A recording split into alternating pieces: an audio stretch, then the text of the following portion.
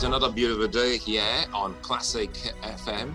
And of course, welcome to the Discourse. I'm Sulaiman Lede. Quite a number of issues have been happening in the polity, and we're keeping pace with loads and loads of them. And that's the whole essence of having the Discourse here. It's a show that concerns every Nigerian, African, and even non-Nigerians. And today, we're looking at a potpourri of issues which we have on the plate as we move on as a nation. And even though it's 2021, and I'm quite sure you must have started seeing a whole lot of things moves, some kind of comments from individuals leading up to 2023. And for every politician, the moment an election is done and dusted, the campaign for the next starts. And keep in mind, Nigeria is also dealing with some security challenges from across the 6 geopolitical zones, whether it is Nigeria's southeast, northeast, and you name it. And today, we're privileged to have a Nigerian to join us to look at some of these issues as we continue our look on the state of the Nigerian nation. Dr. Kach Ononuju joins me. He's the Director General, the Heritage Center Foundation. Good to have you join me, Dr. Ononuju. Thank you for having me. It's really very good to see you, Suleiman. Quite a long while. Last I spoke to you was at Channels Television. It's good to see that you're still there in the media, informing the citizenry and making sure that healthy debates and discussions are sustained. Thank you very much. Honestly, I'm also excited seeing you. And one good thing about Classic FM is, giving its own quota to national development, and that's the whole essence of this show. And one of the key things, which is why you're also here on the show, has to do with security. Even though you're from the southern or the eastern part of the country, as they would say, but you're a Nigerian who's brought up in Nigeria's northern region, and you have a firm grasp of issues happening there, more so about security.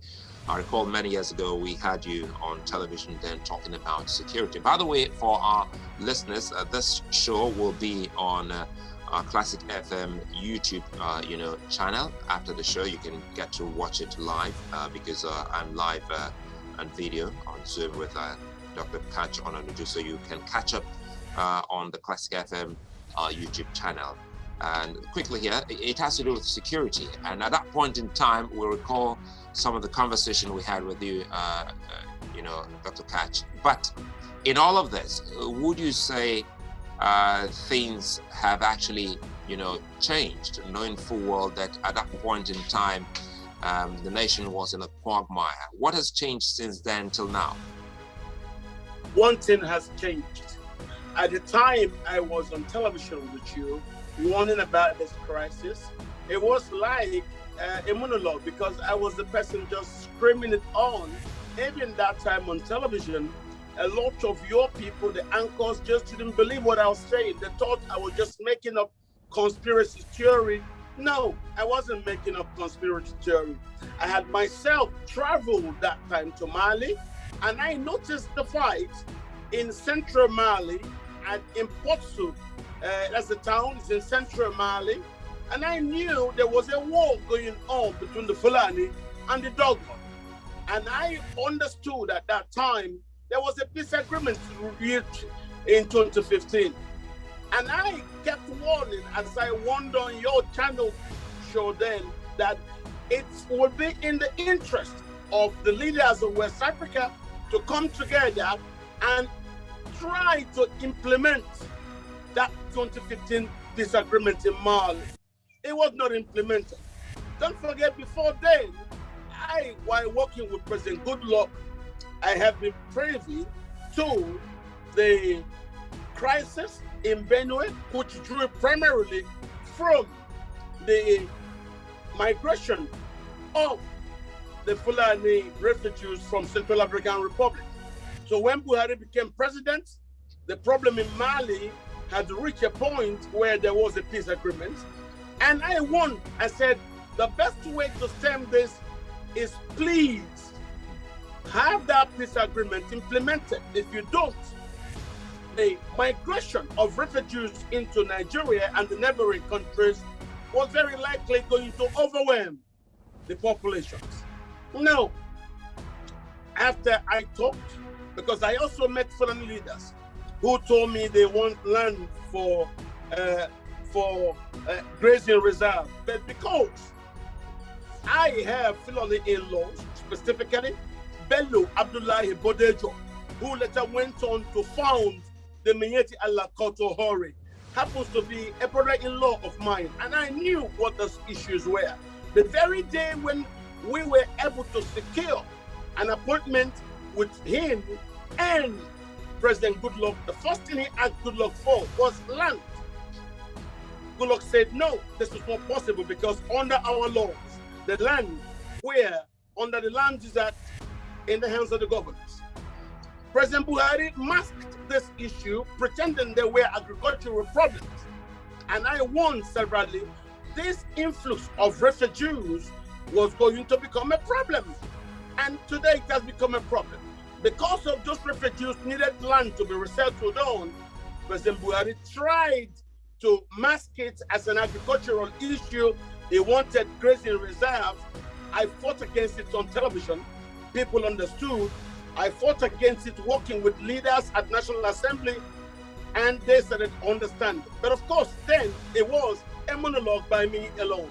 Gradually today, the entire country happens to know it. My joy about where we are right now is that people in the Southwest right now understand it.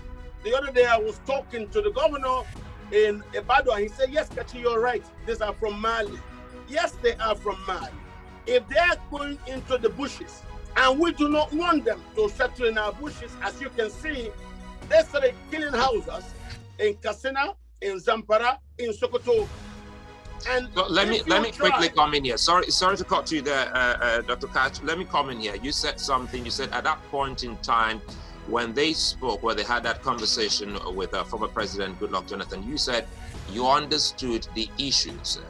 Tell us, apart from, climate change, which has actually been a major cause of the movement, of the nomads making incursion into people's farmlands, what are those other issues that that we don't know? It has nothing to do with climate change.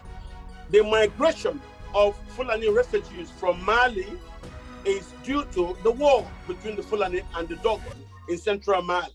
It's got nothing to do with climate change. The migration of Fulani refugees from Central African Republic while the PDP was in government had nothing to do with climate change. That was when they came upstairs to Benue State, and Gabriel Suswan, the governor, refused to cede land, and that was why they tried to ambush him and try to kill him. It has nothing to do with climate change. It all has to do with the influx of those refugees. And because the leaders did not fight to implement the peace agreement in Mali, that was why the pressure on President Buhari and some of the Fulani leaders was that they wanted land. So he asked for land. He asked for and masked it as grazing reserve. We said no. I was very much in front on television arguing against this because, as I told him in one of our meetings, I said, nobody will give up land. If you want this issue solved, let us tell the people the truth. Because in 1974, I remember, when Israel invaded East Lebanon, a lot of Lebanese ran here as refugees. We settled some in Kano, we settled some in Apapa. I still remember those things vividly. So when Buhari asked for grazing reserve, Nigerians refused. I went on television to say, it's got nothing to do with agriculture, it's all about land. Now he also tried to mask it as cow colonies. We said no. Then he now brought out the National Livestock Development Program, and I told the governors who consulted me, I said, it's got nothing to do with agriculture.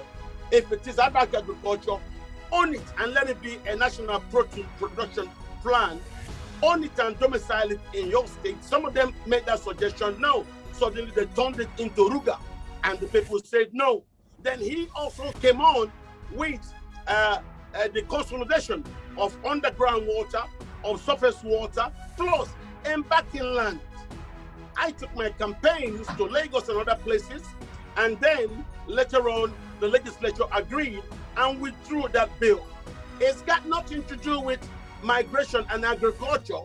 It's got nothing to do with the climate change. No, it is the inability of the leaders to resolve those Fulani crises with indigenous populations in Mali, in Central African Republic, and of course, just in Cote d'Ivoire. So as they are migrating into Nigeria, as you have heard, Governor Bala Mohammed, who is, by the way, not Fulani, he is Jarawa. But because of the difficulties and the processes that brought him to power in Bauchi, he thinks by embracing those issues and campaigning for the Fulani advantage, Abuja may some way be polite with him. In all of this, looking at the map of Africa and looking at some of these issues you've raised, Dr. Ononuju, you'll see that it looks like from the Central African Republic, from the crisis going on in CAR, from the crisis in Mali, and even in northern Cameroon and a couple of other places, it looks like an African problem, not a Nigerian problem. Yes, it is an African problem, because if you also understand from the Fulani historical homeland in Yemen, they also currently do have a civil war on. So if they have problem in Yemen and they started going out everywhere, and there is trouble also in Central African Republic, problem in Cote d'Ivoire, in Cameroon, and of course in Mali, what do you expect? If the leaders do not resolve those issues and those people start pouring into Nigeria and other country, of course you've seen the way the Ghanaians also said, no, we don't want this. The historical Fulani who had Nigerians are not violent. I grew up as a child in the north, and I don't see the Fulanis of Nigeria kill Hausas.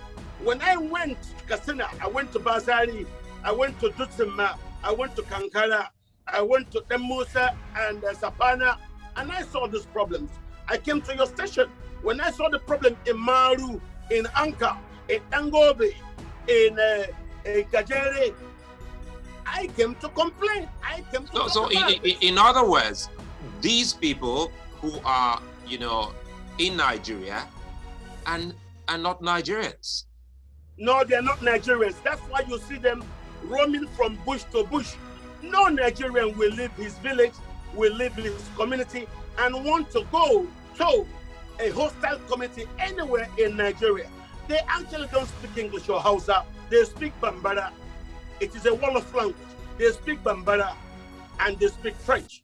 They don't speak Hausa. And if they are, they don't quite kill the Hausas in Katsina and Sokoto. So that's why you're seeing right now Gumi, who went to Obasanjo, asking that Obasanjo add his voice into a national arrangement to give them land. It's all about land. The people fighting in the forest in Oyo, it's about land. This is all about land. It's got nothing to do with farmer herders conflict. And where this problem is, where Governor Ganduje agrees with me, the president should not allow those who come in here to come in with guns. Yes, I agree. In the crisis areas through West Africa, it could be risky, and they come in here with guns. But once they're inside the bush with the gun acts like an aphrodisiac. And then they are tempted now to go into banditry.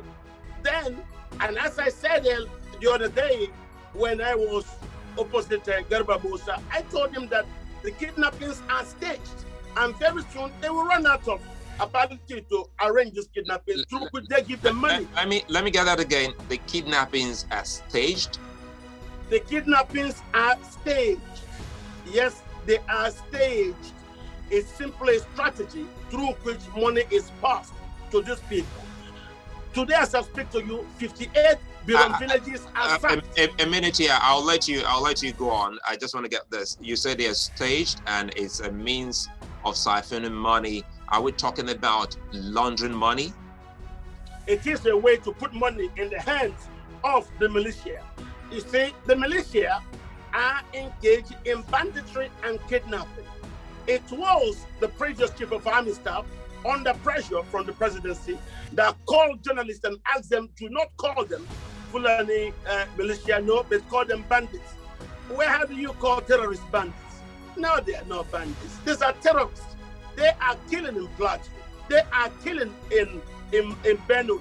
They are killing in Bachama, in Newman, in Adamawa. They are fighting against the Kaka, the Pasa, in Gembu, Adamambila. So it is all over the country. This is what you should understand. Nobody in Nigeria is this troublesome. The people who come in do not know houses. They don't care. All they want is land.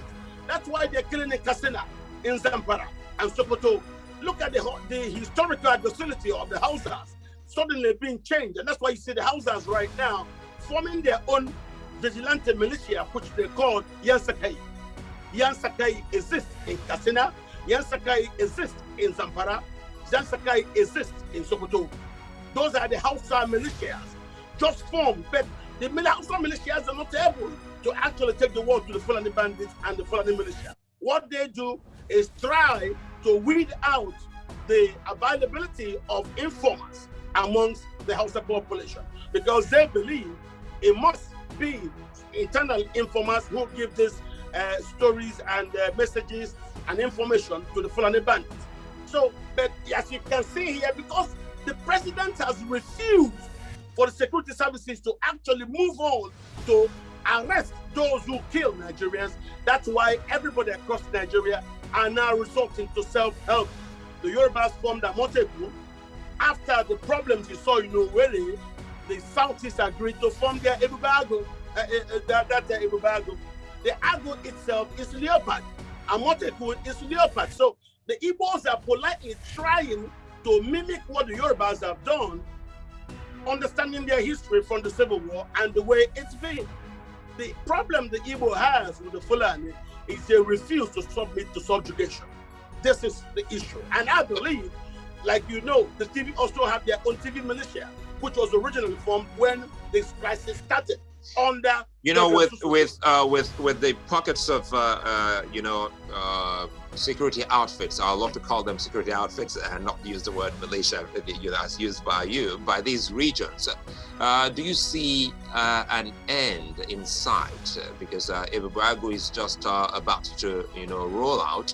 Already we've seen some pockets of successes by Amoteku. Yes. I think what most people are waiting. Is it working? Is it a working formula? Yes, because in any family, if the father refuses to protect his wife against misbehavior from any member of his own family, him the father, the children in that family will form their own self-help to defend their mother. So that's what you're seeing. This is a natural reaction.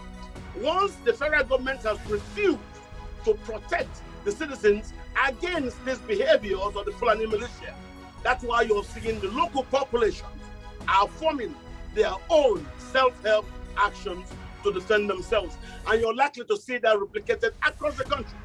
First, it was the Hausas who formed their own Yansakai militia. Don't forget, before that, you also have what you call the civilian JTF in the northeast.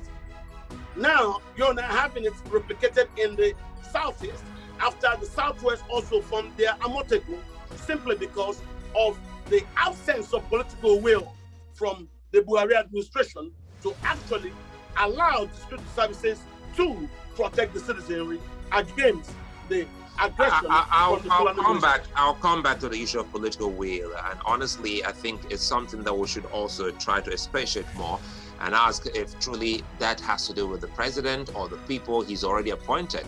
But again, quickly, you mentioned the Northeast, and where you also mentioned the civilian JTF. We must give it to the civilian JTF. We have seen quite a number of successes they've recorded so far, but lately it's not been too good a story. We have seen what is happening in Damasak. Not once, about twice or thrice, the Boko Haram terror group, has been trying to make incursion back into that town. Tell us your reading now that the rains are here. Recall that once it does rain, we were talking about the raining season. We wanted the Nigerian military to, make some significant gain, because once it does rain, it becomes so difficult for both sides, the Nigerian military as well as the terror group? Now, what helps the terror group mostly is the inability of the Buhari administration to summon up the political will. Let me tell you, my dear brother, using the application of drones is enough to stop these things. I once spoke to a service chief and I said, why can't this happen? He said, well, I am appointed by the president. If the president tells us to stop it, give us 1 month, it will be stopped. I said, how is that possible? He said, for the first 2 weeks, we will give instructions that nobody, no headsman should go anywhere with gun. Then after that 2 weeks, next, whoever is seen with gun, the local population should accost them and deal with them. That's enough. You don't need the soldiers. Local militias will be able to root out these people. If we can start the strength to force the president to agree to own the political will, this problem will be nipped in the bud. Don't forget, even where local people are able to muster the courage to go after these people, what happens? Nothing. If you catch them, the next thing you will get a phone call from somewhere top for them to be released. That's why a lot of local people are no more going to the police. No, they are resorting to self-help. Again, I need to comment here. How difficult can it be for those appointed, to know that they meant to, push out the criminals and secure our country? Why would anyone still expect, some line-by-line information from the president? Now we're talking about the service chief that you spoke to. I thought it's a given. Once appointed, it's like a job. You have your job description cut out for you, so you know what to do. Push out the criminals. So it's not to go in there, sit down, and let the years go by while the country is spending money and you're not doing anything. And you have that conversation. I thought that that man was just not being honest. What the service chief said was very true. When he told me to take them 14 days to give instructions that anybody in the bush, the heads people, the militia, should drop their guns. The guns will be submitted. If after that 2 weeks, anybody seen with guns, he should be caught, he should be put down by the local people. That's easy. You want to do, if once you allow such thing, but you need the president to own the political will to say this should happen. This is where this problem are. Don't forget, when a fish starts to rot, it starts from the head. And you don't think this is business for some of them, and they just put in the president to run away, with to run away from their inadequacies. Because, for instance, I know you're also an academic. Look at it. For instance, if you had an employer and you already have your JD, or take me for an instance, I have come here to do this show. I have an employer and I already know what to do. So he or she wouldn't be telling me, do A, do B, ask Dr. Cash A, don't ask him B. So I thought when you're so appointed as a service chief, you go out and root out these criminals. You don't have to wait for president to put a call and say, don't do A, do B and C. It looks like a man who doesn't know his job to me. Don't forget that the service chiefs are supposed to swear oath to the Constitution. Absolutely. But in this case, they seem to have sworn an oath to President Buhari.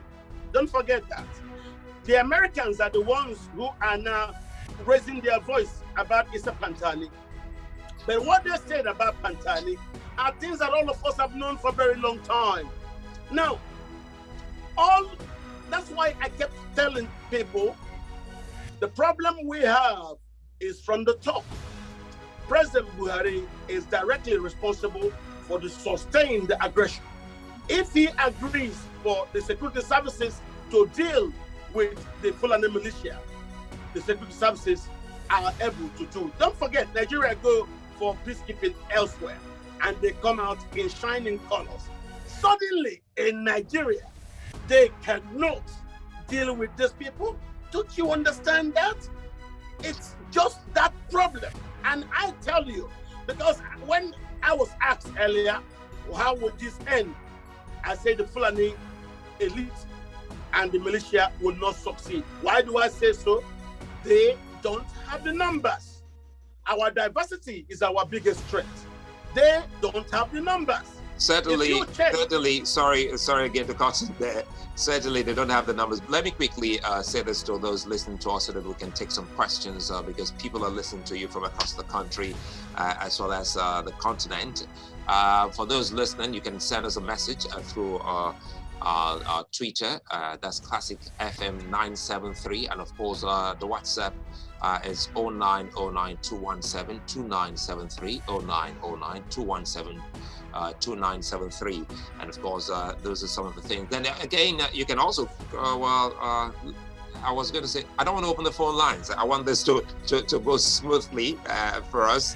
Let's read the messages as we go. But quickly here, Dr. Catch, I'm also looking at what is happening in Damasak. Yes. And I'm trying to ask if there is some kind of coordination amongst, the military, knowing full well that the rains is usually a problem in that region for the terror group as well as for the Nigerian, forces. So people by now should have expected, the Air Force to move into that place, because what is happening in Damasak at the moment is because of the harsh weather condition that is pushing the terrorists outside. So it's more like, meeting, choosing between the devil and the deep blue sea. So what should we be doing at this point in time should be a kind of reinforcement from Nigeria aerial force, and that's the Air Force. Do you see some kind of coordination at the moment?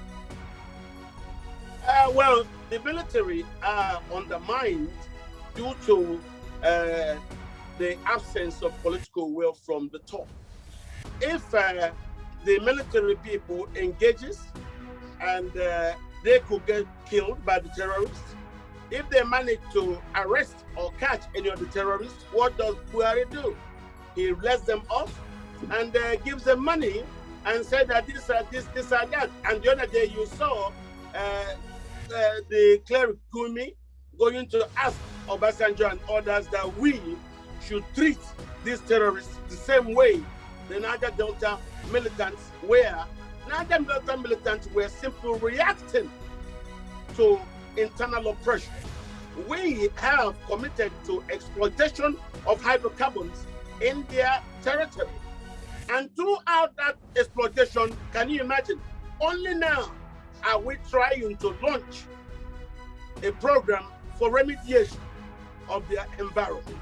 So that means we've been taking so much of them, their environment is getting destroyed, and nothing is there. The other day, Mele Kyari is talking about how he's going to build a gas-powered generating plant in Meduguri. What is he building in the place where this thing is? Nothing. Let me bring in questions. Sorry again to cut you there. Let me bring in questions. Bogizi is saying, what do you mean, Dr. Cash, by if government wants the war to end, it will end in 1 month? And he said, President Buhari said, shoot aside anyone with AK-47 in the bush. I think the Army General isn't sincere. We want institutions to work, but can't carry out simple instructions. So if a general giving such big amount of money to buy equipment is still asking for instruction to carry out his function, I think Dr. Cash just wants to put the blame on the president without calling out to the soldiers. It's easy to blame the leaders. Well, it's not about the soldiers. I know this for sure. It's not a matter of what is this. But again, you recall when the president said, shoot aside anyone with AK-47. Well, he says that. When he says that, it's very easy to parrot some things. Those are rhetorics. That's what you call audio instructions. Just allow. I've told you now, this is what the general told me. He said, look, if we give instructions, nobody should be in Nigerian bushes with guns. It's very simple. 14 days. After that, you see anybody with gun inside any bush, you treat that person. Look, local people will know what to do. You should understand that. So it is as simple as that. And when that general said that to me, I laughed. He said, simple. No headsman, nobody is allowed to carried on in any Nigerian bush. Dr. Cash, it's really hard to believe, because if we put that side by side with what we saw from the president saying shoot aside anyone carrying guns, then I wonder what he's still waiting for. But anyway, let me quickly take this from Tony Aviator. Tony says, please, can we get a link to a recording of the ongoing show on terrorism? Too much gem from Dr. Cash. Yes, of course, you can get to watch it. We're live on audio and video. Yes, Dr. Cash can be watched later on the Classic FM YouTube channel. Quickly here, there's another one here from Leo. Leo says there is security challenge in the southeast because the root cause of the problem is what you have just said. Herdsmen, terrorists coming to the east to kidnap, kill, rape, maim people. Then I also have this here. Let me quickly take this. Please, this one goes, realize the president realize the president is the commander-in-chief. So the buck stops on his table. Some things may not be known by us. She didn't put her name on this one, just from the picture. I thought it was a woman, but she didn't put her name. Loads and loads of messages. Let me check this and see if we can stop and let you react to them. How do you differentiate between a Fulani terrorist and Boko Haram? So I think Dr. Cash, we can continue now. So that's a simple, straight answer there. The question there, how do you differentiate between Boko Haram and a terrorist that has come in from Mali, as you said earlier? These things, you remember what the former PDP chairman said, who joined other people to camp to APC, and he said that during the election that they actually employed some of these people, brought them in the APC, and after. Now, I know this because I remember some of them I saw in places as far as Maru and Anka in Zamfara. They are the same ones who now moved into Kaduna at the back of Pandogari, at the back of Alawa, at the back of Briningwari, a massive bush called Dogongona. The government have this information. What we lack is the political will. Those are the same people that do kidnapping along the Abuja-Kaduna road, and when they do that, they will take those people to trek by foot for up to 11 hours through the bushes into Dogongona, at the back of Alawa, at the back of Pandogari, at the back of Brinungwari. This is our problem. We do not have the political will. And suddenly, some governors say, no, they are not terrorists. They are bandits. Bandits are just outlaws. And I told the man, I said, if a man terrorizing the population kills people, what are they? They, as I speak to you, 58 Birom villages are sacked in Rio, in Barkin Ladi, and just south. They are in IDP camps. And today, some foreign Fulanis are living in their villages. So now you're talking about governors. A moment here, Dr. Kachon. Now you're talking about governors. What do you make of the governor of Kaduna State, Nasir El-Rufai? He did say, well, he wouldn't negotiate with the terrorists or with the bandits, and he also did say once that well, he's also up for a ranching system, just like Governor Ganduje. Well, the ranching system is not the issue. When people keep talking about ranching, it's as if what we're having is an agricultural problem. It's not. All this crisis is all about land, land, land. When Buhari asked for land to do grazing reserve, it was land. When he sought land through the integration of underground and surface water, plus 3 kilometers of land from each side of the water, all to be mixed. That means you take land 3 kilometers here, you take land 3 kilometers the other way, and then there's water in the middle to put in the hands of the federal government. I went to Lagos to ask stakeholders, you have the speaker, and yet the Oba's palace is less than 1 kilometer from water. That means under that law, a guy Dungaran will not be under whatever intentions they want. It didn't take time before the Oba started making calls, and before you knew it, and I did that particular program on channels, what happened? The speaker was appealed to, and what did he do? He withdrew that bill. So this is the problem we have. It's an ethnic problem. It's got nothing to do with agriculture. Please, people shouldn't be talking about that agriculture. It's ethnic problem. Now look at the whole thing inside this problem is land in northern Cameroon. It is land also in Côte d'Ivoire. It's land. The fight between the Dogon and the indigenous Dogon and the Fulani in Mali is land. The problem in Oyo State, in their forest, is land. That same problem in Bachama. You know, Bachama has water and has land. Have you noticed that every single Hama Bachama in the past 10 years have died mysteriously? Every Hama Bachama in Duman in the past 10 years have died mysteriously. Put your minds to that and ask why. So these problems have persisted. So quickly, we have an issue. Let's see if we can wrap up on this and look at other matters because this is taking more than enough time, though is as important as the discussion, and we can have it in series. But quickly here, what can we do to really, one of the things you said is working, which is the setting up of some of these regional, security outfits by the states. What else can they do to actually help secure lives and property? Well, people are already doing it. People have now resorted to self-help. When you keep hitting a goat, when it reaches the wall, that's when it will remember it has horns and it will start fighting. So that's what you're saying. Because of the failure of the federal government to secure the people and safeguard people, people are now resorting to self-help. That's what you're saying. So I don't need to lecture Nigerians. I have preached enough. I'm very happy. At the time when I started this campaign, it was a monologue. People didn't even understand it. When I came that day on channel and I told you I was coming from Maru in Katsina and I was traveling on the Batrakwasha Kankara Huntua road. In Kankara, I saw Hausa youth blocking the road, as I said on channels. And I asked them, what's the problem? They said, Fulani bandits are killing their people and the government is not doing anything. And that was how we now agreed. We used the 3 dead bodies to block the road. When that road was blocked, that was how Abuja gave attention to Kankara. Kankara today is still in the news. Basari today is still in the news. That Musa is still in the news. So you have this crisis.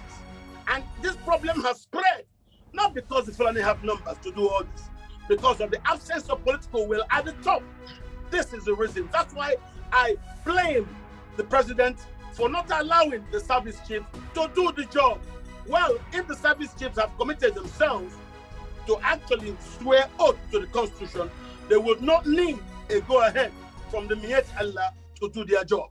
And this is where this problem is. Well, anyway, I think that's a big one because it still doesn't make any logic, to think that the government wouldn't want the war to be over, going by what the security chief has said to you. But quickly, now we're talking about the federal government. Let's go into the state affairs, and it has to do with the Jusun strike, the Judiciary Workers strike.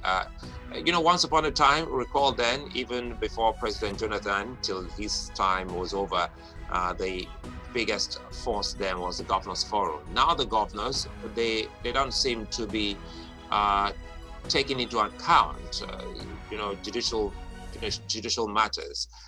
Till this moment, we're talking about the autonomy, financial autonomy of the judiciary, which has plunged the nation into some kind of chaos, from the judiciary aspect.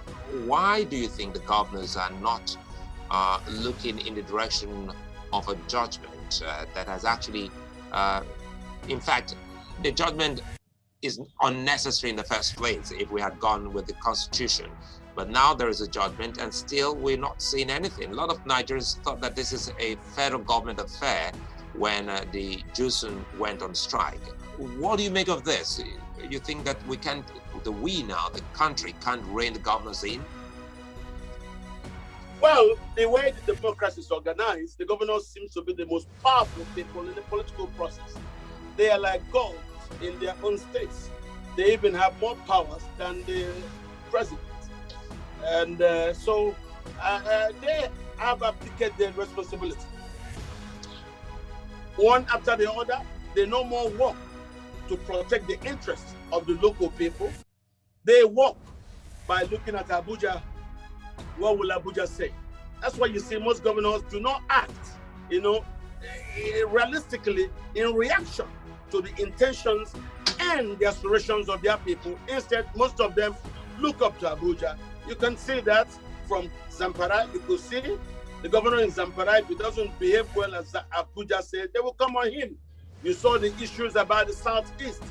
The minute they got Governor David Umahi on the jugular, he became too afraid to do anything for the Southeast. He took Governor Hope Uzodinma to force the governors into deciding on a Bubago after the inside job that occurred where you could imagine that. Who do you think has that, sophistry to instruct the army, the police, to stay hands while the police headquarters was being burnt for 3.5 hours?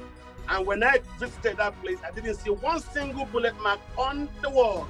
And I asked myself, I said, so that means, and you didn't kill anybody, no policeman got wounded, and nobody was shot, either for those who came to do it, and also them who were there to do it. You should have asked yourself. A lot has fallen, aground. The system and society seems to have broken down. And don't forget, the most important thing you need in leadership is trust. That trust is no more there. So you will see more people resort to strikes because the way the inflation has undermined the strength of the Naira. What do you expect?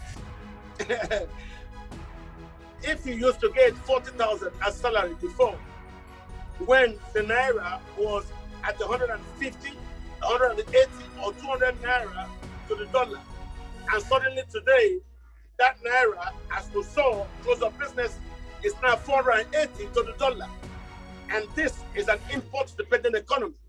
Most of the things we use are imported because why? We don't have electricity.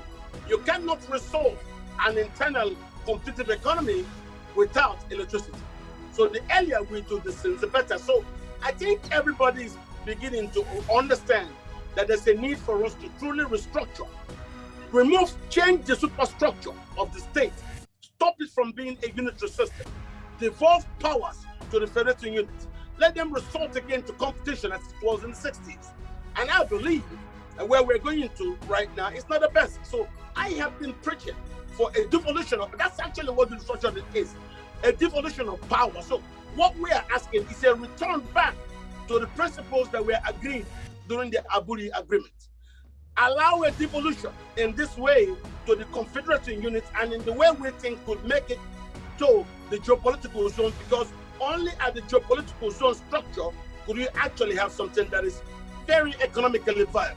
Most of the states today can survive on their own. How difficult? Dr. Kach, even at the Heritage Center, that's also one of the calls from your center, but this is not new.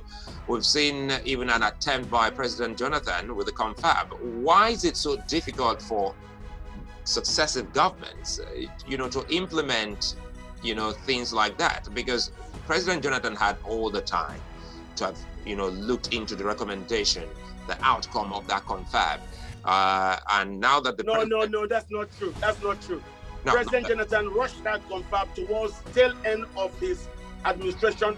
If probably he had survived the second term, he may have done it. We were all there. We saw when it ended. And if that was an important state affair, then that would have been on the front burner for the man to have opened. Are there things that people, when they get to presidency or to government, they are afraid to really dare open to change the course of, progress in Nigeria? Because he still could have been able to open that, even if it's a day. Yeah, he still would have been able. He was president till the very last day. Well, let me help you. Don't forget our constitution.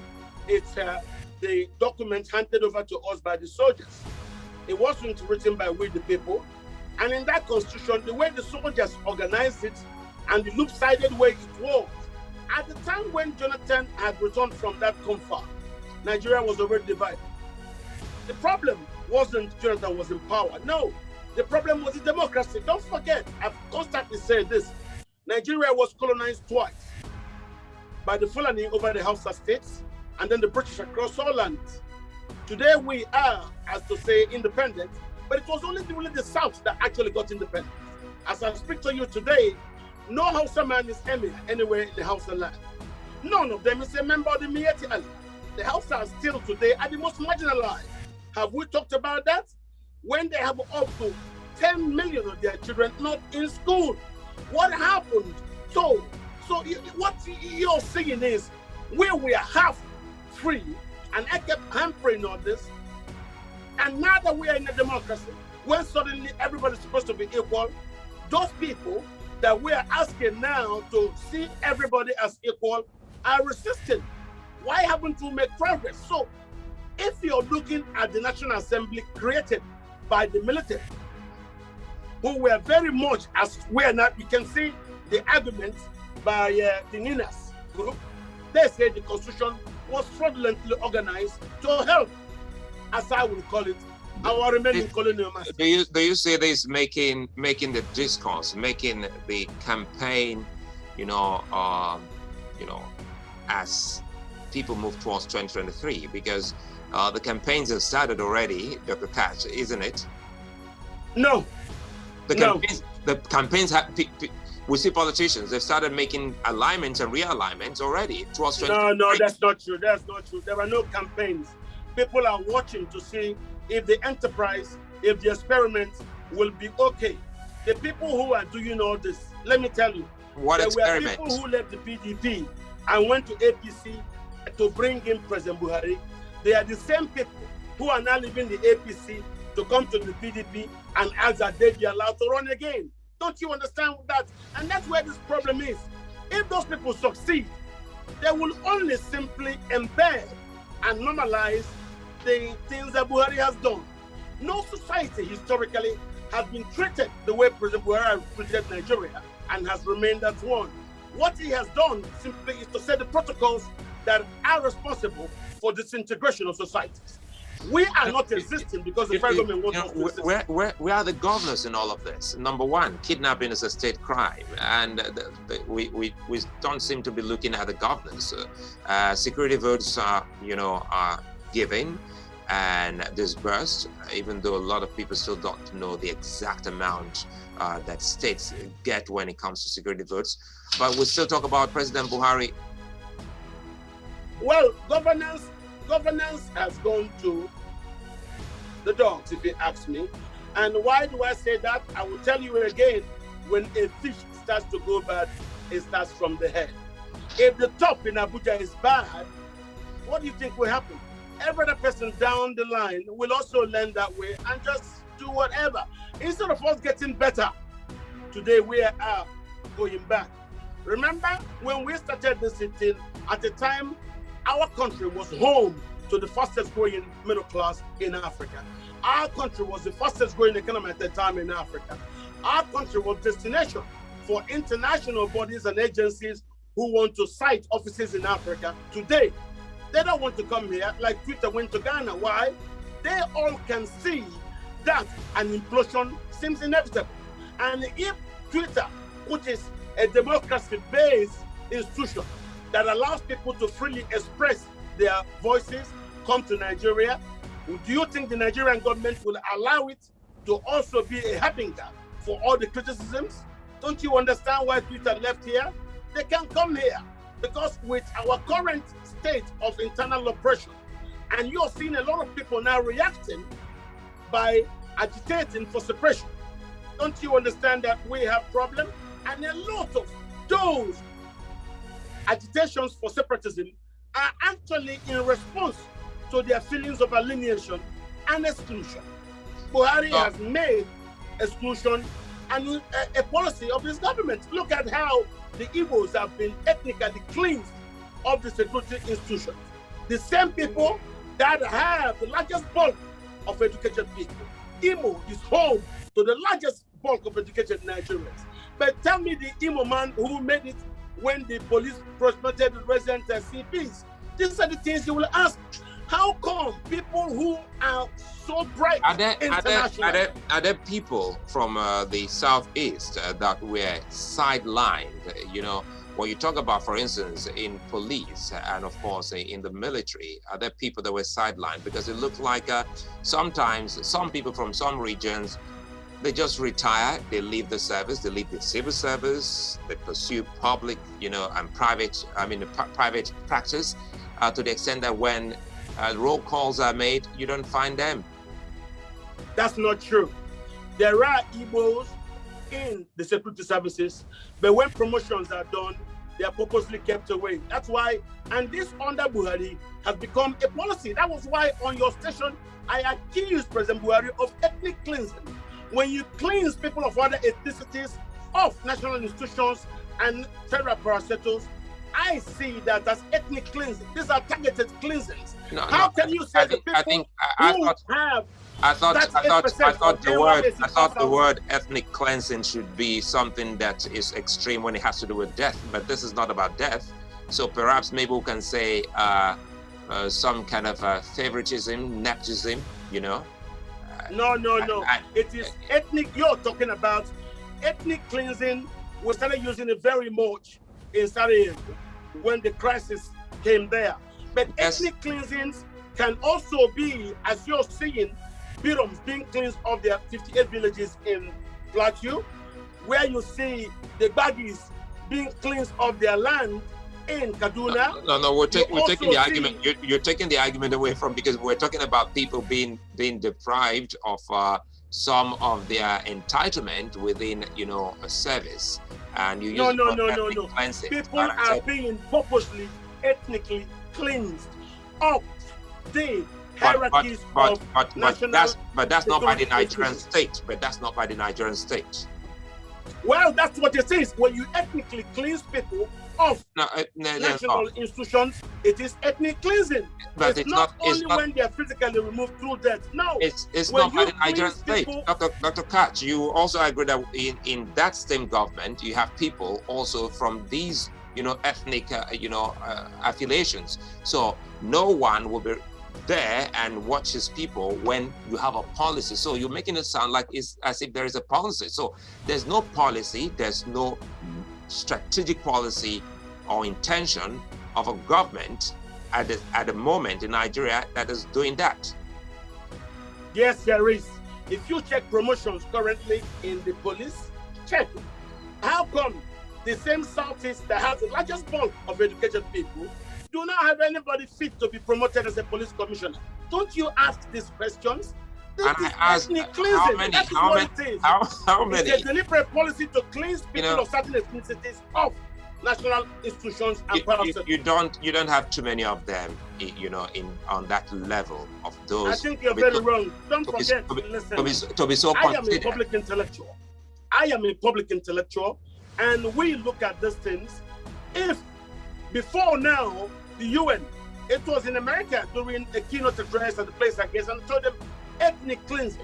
It's not only when you kill people physically of their land, it is also when you ethnically cleanse people of the hierarchies of national institutions. At the beginning, it was inside your station I first accused President Buhari of nepotism. And I said nepotism is the most violent form of corruption. I sustained the propagation of that position until everybody now followed it.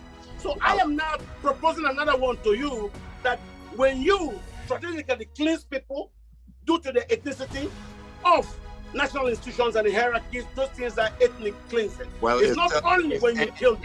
It's still very unpopular. It still hasn't actually made. Well, don't forget that you know who I am. The more I sustain my propagation with time, people will understand. Yes, but for now, that's not the meaning. It's a fine place for us to live it, honestly. Always an exciting moment, and I hope that we'll have you here again on the Discourse, because this is Nigeria, and every Nigerian should be interested in seeing that our country, our dear old country, is one and peaceful. I'd like to thank you very much, Dr. Katch Ononuju, Director General, the Heritage Center Foundation, for your time here on the Discourse on Classic FM. And as I did say, well, you get to watch him again on our YouTube channel. Dr. Catch, many thanks. Thank you for having me.